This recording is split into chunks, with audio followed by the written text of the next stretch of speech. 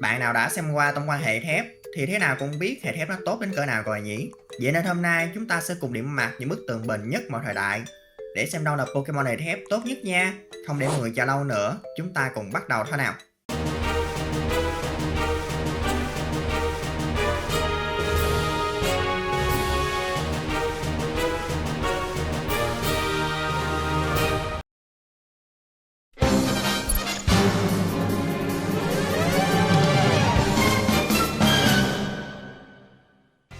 Hạng 8, Bronzong.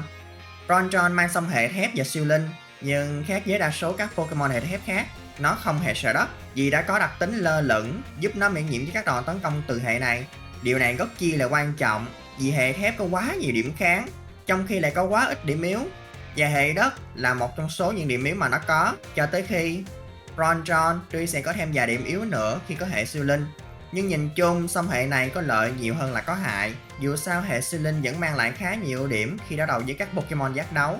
Chúng ta cần nhớ rằng Bronzong là Pokemon hệ thép mạnh ở sức chống chịu, còn sở hữu nhiều chiêu thức hỗ trợ hữu ích. Căn phòng tiểu xảo sẽ là chiêu thức mà hầu hết các Bronzong đều mang theo.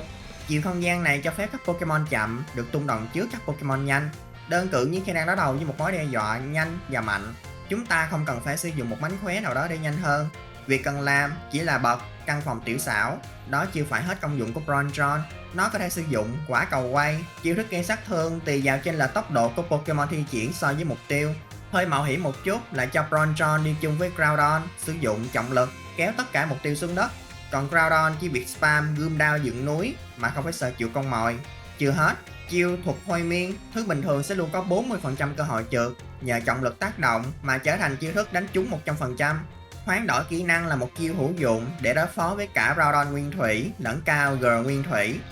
Về cơ bản, trong hai Pokemon này, bên nào ra sân sau sẽ kích hoạt đặc tính, đè thời tiết của đối phương, khiến bên còn lại thường phải đổi Pokemon để giành lại quyền kiểm soát thời tiết. Tuy nhiên, với hoán đổi kỹ năng, chỉ cần chuyển đặc tính sang một Pokemon khác, hiệu ứng thời tiết sẽ được kích hoạt ngay mà không cần phải đổi Pokemon. Đồng thời, Bronzong còn có thể giao đặc tính lơ lửng cho đồng đội. Việc Bronzong có mặt ở hạng 8 không phải do nó yếu, mà do những Pokemon sau đây tốt hơn nó mà thôi. Nhà nhà đang thi nhau chơi Pokemon Champions, nhưng bạn lại không tải được game chỉ vì bạn ở Việt Nam. Vậy thì hãy tải ngay ứng dụng Lago Fast trên trang Google. Đăng nhập bằng bất kỳ tài khoản mà bạn muốn từ Gmail cho đến Facebook và đừng quên nhập mã RAM để nhận boost miễn phí. Tại phần màn hình tăng tốc, bạn hãy chọn mục trình dịch rồi nhấn vào thêm game để tải ngay Pokemon Champions về máy nha. Lago Fast còn hỗ trợ dịch luôn các thứ tiếng sang tiếng Việt bằng cách nhấn vào dịch OCR, cấp quyền cho hai tính năng quyền cửa sổ pop và quay video. Không chỉ hỗ trợ tải game, Lago Fast còn có tính năng giảm ping, tăng cường kết nối mạng giúp bạn chiến mượt hơn với bất kỳ tựa game nào. Tải ngay Lago Fast ở link bên dưới, cùng chiến thôi nào các huấn luyện viên. Hạng 7, Gura. Ý mình là Gura này, Hisen Gura, đứa con gơi của Dialga, đã vậy nó lại còn là một á thần, do đó Hisen Gura không thể nào là một Pokemon yếu được. Nó rất trâu, khó mà có thể bị KO ngay được. Nó còn có thể tăng cái thủ vốn đã cao của mình lên cao hơn nữa nhờ vào độc chiêu, cố thủ. Những đặc tính mà Hisen Gura sở hữu cũng khá hữu dụng, có thể lựa chọn giữa đặc tính ăn cỏ, tăng liền một bậc công vật lý khi bị tấn công bởi các chiêu hệ cỏ, đã thế còn không phải nhận sát thương. Đặc tính thứ hai là giáp vỏ mai, phù hợp cho lối chơi setup. Chúng ta sẽ thường thấy nó dùng đè bẹp sau khi đã thi triển cố thủ, biến cái thủ đã được tăng thành sức công cho bản thân. Trừ mấy con ma, mai ra là không bị có option lan gọng này đè bẹp. Oanh tạc hạng nặng, rõ ràng là một chiêu vô cùng phù hợp với nó, khi có thể tấn công sẽ hiệu quả lên các Pokemon hệ tiên, đại loại như giới, Flutterman. Ngoài cố thủ, chúng ta có thể cho nó sử dụng nguyền rủa, một chiêu hết sức đặc biệt. Khi mà Pokemon thi triển không phải hệ ma, thì nó sẽ được tăng sức công và phòng thủ, đổi lại bị giảm đi tốc độ. Nhưng với cái tốc vốn đã trì, có bị giảm thêm nữa, cũng chỉ làm nó nhanh hơn trong căn phòng tiểu xảo. Và cũng như Bronzong, càng chậm bao nhiêu, Hisen Gura sẽ càng tấn công mạnh bấy nhiêu với chiêu Start, quả cầu quay. Không thì dùng động đất, tấn công đa mục tiêu. Khi cần hồi full máu, nó chỉ việc đi ngủ, rồi tiêu thụ quả Chesto để thức dậy ngay sau đó. Hay cầm thức ăn thừa, hồi máu từ từ. Hisen Gura là một trong số ít Pokemon sẽ phải biết ơn Game Freak khi mà Game Freak đã khai thác ý tưởng về dạng dùng miền. Nhờ vậy nó đã không còn bị xem là á thần yếu nhất mọi thời đại nữa.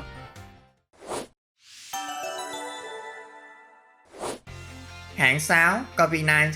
Bản nâng cấp của Skarmory ngay từ khi xuất hiện ở thế hệ 8, Corviknight luôn góp mặt trong các đội hình, đặc biệt là những đội hình có sử dụng Tyranitar. Bộ chỉ số của con quạ thép này cho thấy rõ nó là một con chim bền bỉ, có thêm hệ bay giúp cho Corviknight miễn nhiễm với cả hệ đất. Cho nên khác với Bronzong, nó vẫn còn một slot đặc tính Giáp Gương, đặc tính duy nhất hiện nay chỉ có mỗi Corviknight sở hữu. Hơn đây là đặc tính vô cùng hữu dụng với một Pokemon vừa thủ vừa công như nó. Giáp Gương sẽ phản lại hiệu ứng giảm chỉ số về chính Pokemon gây ra hiệu ứng đó, nên chớ dại khờ để cho Incineroar ra sân khi gặp Corviknight. Đó là chỉ số và đặc tính. Còn về chiêu thức để sử dụng, Corviknight không thể không sử dụng gồng cơ bắp tăng một bậc công vật lý và thủ vật lý. Sau đó nó có thể lựa chọn sử dụng chỉ số tấn công vật lý để tấn công bằng anh dũng liễu, hoặc dùng chỉ số thủ vật lý để gây sát thương bằng đè bẹp. Tự hồi phục lại sinh lực cho bản thân với hạ cánh, dùng đánh bay chuông, đỡ đồng đội ra sân an toàn. Tốc độ của Corviknight cho phép nó thoải mái lựa chọn hoạt động ở trong hay ở ngoài căn phòng tiểu xảo. Chỉ một lần gió thuận chiều, nó không chỉ tự kéo tóc cho bản thân mà cả đồng đội cũng được hưởng lây. Vật phẩm thường thấy ở Corviknight thường sẽ là thức ăn thừa, nhưng hãy cẩn thận vì đôi lúc nó còn mang theo cả mũ đáy nhọn nữa. Mỗi lần va chạm chúng nó sẽ mất đi một lượng HP. Ở thế hệ 8, Corviknight có riêng cho bản thân hình thái Gigantamax với cây HP được nâng lên gấp đôi, càng khiến cho nó khó bị hạ hơn trong 3 lượt. Khác với những Pokemon hưởng lợi nhờ cơ chế Dynamax, khi không còn cơ chế này là coi như xếp tủ, Corviknight vẫn cho thấy bản thân là một Pokemon đáng để sử dụng ở mọi kiểu đội hình.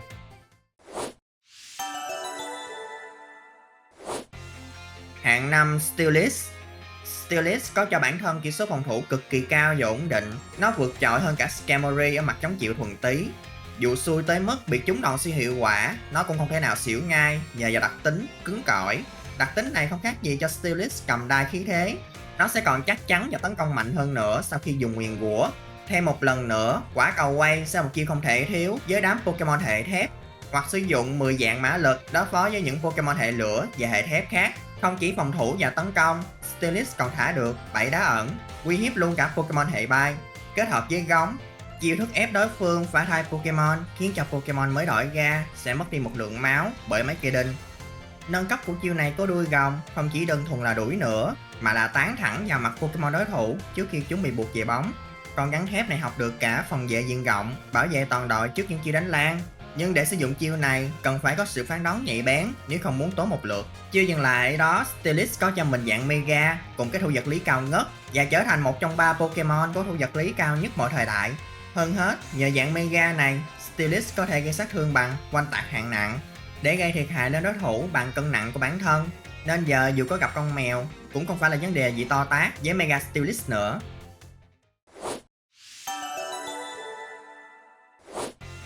Hạng 4 Archaludon.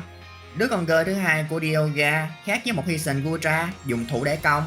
Archaludon ngược lại là một khẩu pháo đúng nghĩa, vẫn là một con gồng thép, nên Archaludon có cho bản thân một chỉ số phòng thủ ổn áp, đặc biệt là thủ vật lý, đảm bảo cho nó chịu đòn đủ lâu để kích hoạt đặc tính bền bỉ. Đây là một đặc tính giúp cho Archaludon được tăng thêm một bậc thủ vật lý sau khi bị tấn công. Nhờ vậy, nó có thể sử dụng chỉ số thủ vật lý để gây sát thương lên mục tiêu bằng đè bẹp. Nhưng đó chưa phải là tất cả. Archaludon có một độc chiêu nữa là chùm tia điện. Nó khá giống với chùm tia sao băng, là cần tốn một lượt tích năng lượng, kèm theo là được tăng ngay một bậc công đặc biệt cho Pokemon thi triển để gọi bắn nát mục tiêu vào lượt tiếp theo. Tuy vậy, chiêu này hay hơn chùm tia sao băng ở chỗ là chỉ cần dưới mưa thì chùm tia điện sẽ bắn ngay lập tức sau khi đã tăng công đặc biệt cho Archaludon. Vừa được tấn công, vừa được buff free thế này thì quá là hời. Có thể tùy hỷ lựa thêm chiêu sử dụng từ pháo ánh kim giảm một bậc của đặc biệt của đối phương, hoặc dốc hết vốn liếng vào đòn dán long tinh, đổi lại là bị giảm đi 2 bậc công đặc biệt. Nếu không thích bị bóp nặng như vậy, khí công gồng là lựa chọn an toàn hơn. Archaludon thường sẽ mang theo vật phẩm thức ăn thừa để cho nó trụ sân càng lâu càng tốt, hoặc nếu trong trường hợp không sử dụng dưới mưa, chúng ta có thể cho nó tiêu thụ thảo mộc cường lực, tiết kiệm một lượt tích năng lượng khi sử dụng chùm tia điện. Archaludon tuy là một Pokemon mới được xuất hiện không lâu, nhưng nó đã có cho bản thân màn thể hiện không chê vào đâu được. Mong rằng trong tương lai, chiếc cầu gồng này vẫn sẽ tiếp tục công việc bắn phá đội hình đối thủ.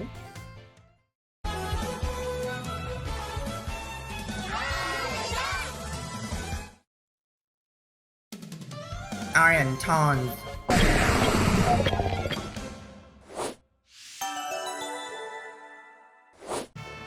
Hạng mục danh dự xin gọi tên những gương mặt sau đây: Kiếm Dương Jason, Pokemon mang song hệ được xem là mạnh nhất và còn có cho bản thân đặc tính độc quyền hữu dụng, cùng độc chiêu, cắt đôi máu bất kỳ mục tiêu khổng lồ nào trước mặt.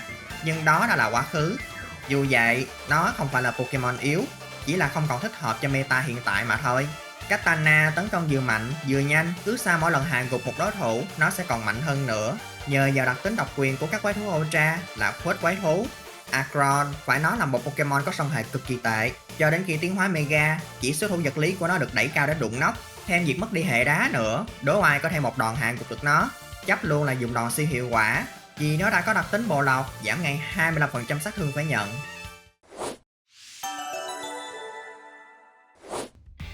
Hạng 3, Celesteela. Nó là một trong 3 quái thú Ultra mang hệ thép, đặc biệt là chúng đều góp mặt ở các bảng xếp hạng trên kênh. Bạn nào chưa biết hạng của Stakataka hay Katana thì mời xem lại hai video này nha. Quay lại với Celesteela, nó mang song hệ thép bay, một song hệ cực kỳ khó bị tiêu diệt, lại còn gây áp lực lớn mỗi lần xuất hiện trên sân. Hệ thép bổ trợ rất tốt cho hệ bay, vì các chiêu thức hệ đá và hệ băng mà Pokemon hệ bay yếu thế đều được hệ thép kháng. Còn hệ bay giúp hệ thép yên ổn trước mấy chiêu hệ đất. Hiện chỉ có 2 hệ có thể gây sát thương siêu hiệu quả lên Celesteela là hệ lửa và hệ điện. Vì vậy, việc chúng ta cần làm là loại bỏ những Pokemon có thể sử dụng những chiêu thức đó để Celesteela của chúng ta trở nên bất bại. Nó không chỉ là cái khiên chịu đòn cực kỳ tốt, Celesteela còn có cách phục hồi HP hiệu quả cho bản thân bằng hạt ký sinh. Chiêu thức này sẽ hút máu của bất kỳ đối tượng nào bị ký sinh mỗi lượt cho đến khi chúng được đổi hoặc bị hạ gục. Điều đáng sợ của chiêu này tác động đến lượng HP của mục tiêu, loại bỏ chúng theo thời gian mà không cần phải tấn công lần nữa. Nguy hiểm hơn khi hiệu ứng sẽ vẫn còn tiếp tục dù Celesteela có rút về bóng. Lượng HP bị rút sẽ chuyển thẳng đến chỗ Pokemon được thay vào vị trí của nó. Nó cũng khá nguy hiểm ở cả mặt tấn công, một phần do nó là Pokemon nặng nhất hiện tại trong game. Đi ngủ đi Cosmo em. Vì quá thừa cân cho nên nàng công chúa thép này cứ thoải mái thi triển chiêu thức quanh tạc hạng nặng ở mức sát thương tối đa. Celesteela còn có lựa chọn khác là phóng hỏa, dùng để trị những con Celesteela khác, lẫn Pokemon hệ thép kháng được quanh tạc hạng nặng, hay miễn nhiễm với hạt ký sinh. Nó có cả phòng vệ diện rộng, kết hợp với cao G nguyên thủy là chúng ta có thể vô hiệu hóa hầu hết các chiêu thức mà Groudon nguyên thủy sử dụng, gián tiếp khắc chế luôn cả Xerneas.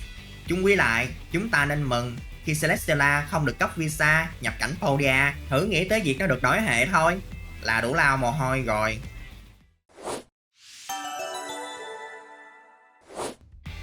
Áo quân Metacross. Xuất hiện từ thế hệ 3 cho đến nay, Metacross đã thể hiện rất tốt trong rất nhiều format khác nhau, sử dụng nhiều chiến thuật khác nhau với nhiều thay đổi cơ chế khác nhau, và cuối cùng nó vẫn sẽ luôn là một con quái vật cơ khí tuyệt vời. Dĩ nhiên có gọi nó là Pokemon mạnh nhất cũng không quá đáng lắm, tuy mang song hệ y hệt Bronzong nhưng nó không miễn nhiễm được với hệ đất. Đổi lại Metacross có đặc tính hữu dụng là cơ thể tinh khiết, ngăn chặn bất kỳ động thái làm giảm chỉ số nào từ Pokemon đối thủ. Điều này là cực kỳ có giá trị. Lại thêm chỉ số của nó phải nói là rất chi cứng cáp, và tấn công cũng rất mạnh mẽ, mặc dù tốc độ không được nhanh cho lắm. Nó có thể sử dụng chiêu thức ưu tiên của hệ thép là cú đấm nã đạn trong trường hợp khẩn cấp. Chúng ta có thể cho đồng đội dùng dên giáo vào Metacross tăng mạnh chỉ số công vật lý cho nó. Nhờ mang theo quả lâm, Metacross sẽ thoát khỏi trạng thái hỗn loạn của dên giáo. Kết quả chúng ta nhận được một cỗ máy có công vật lý được nâng gấp đôi, lại không thể nào bị giảm chỉ số. Sang thế hệ 6, hay đúng hơn là hai bản remake của Ruby và Sapphire, Metacross được bổ sung hình thái Mega, có lối chơi hoàn toàn khác biệt so với trước. Ở nó hội tụ đầy đủ cả 3 yếu tố: tấn công mạnh, tốc độ cao, sức chống chịu đáng kinh ngạc. Mega Metacross sẽ là mối đe dọa nguy hiểm cho các Pokemon hệ tiên, kháng được các chiêu hệ thường và hệ bay của Kangaskhan và Salamence.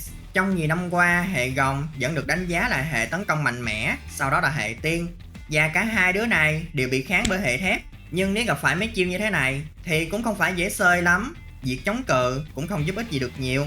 Điều tuyệt vời là Metacross rất chắc chắn, đến nỗi nó có thể hứng chọn một đòn giá long tinh dù vẫn sẽ nhận một lượng sát thương, nhưng hậu quả là đối thủ bị giảm đi 2 bậc công đặc biệt, trong khi đó Metacross còn đủ khỏe để phản công. Một trong những lý do để Metacross luôn được đánh giá cao là nó không kén vật phẩm để mang, từ bảo hiểm nhược điểm, ngọc sinh mệnh, băng đô hàng tuyển, đôi khi là áo vũ trang, nâng cao thủ khi Dynamax. Do đó có rất nhiều thứ để chúng ta làm với Metacross, một Pokemon rất đa năng dù trải qua bao nhiêu năm tháng.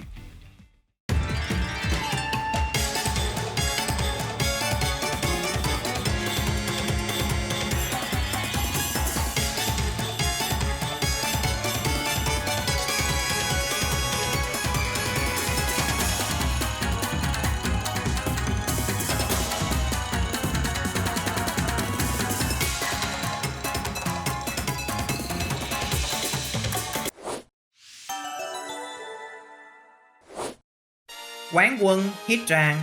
Hitran là Pokemon huyền thoại mang song hệ lửa thép. Sở hữu đặc tính tiếp lửa không chỉ giúp nó miễn nhiễm với các chiêu hệ lửa, mà có bị đánh trúng với các đòn hệ lửa thì các đòn tấn công hệ lửa của chính nó sẽ trở nên mạnh hơn. Hitran khá giống với Metagross ở điểm cả hai đều chậm như nhau.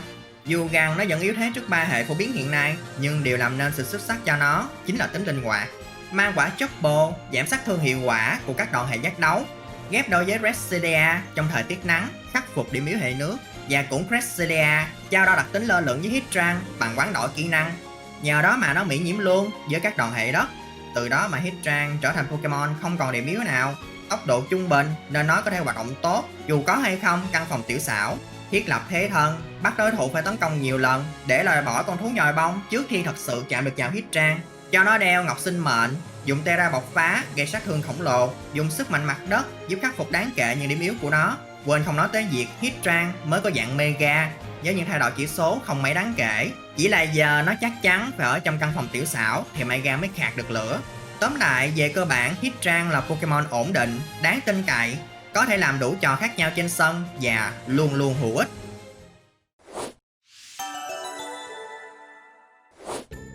Và đó là bảng xếp hạng những Pokemon hệ thép tốt nhất mà mình gửi đến mọi người. Hy vọng sẽ giúp mọi người có thêm những thông tin thú vị, cũng như có thêm cách xây dựng đội hình trong thời gian tới. Nếu mọi người thấy video hữu ích thì cho mình xin một lượt like, share và đăng ký nha. Hoặc nếu như có thiếu sót, rất mong sẽ được mọi người góp ý ở phần bình luận bên dưới. Cảm ơn mọi người đã xem hết video. Và giờ thì hẹn gặp lần sau. Bye!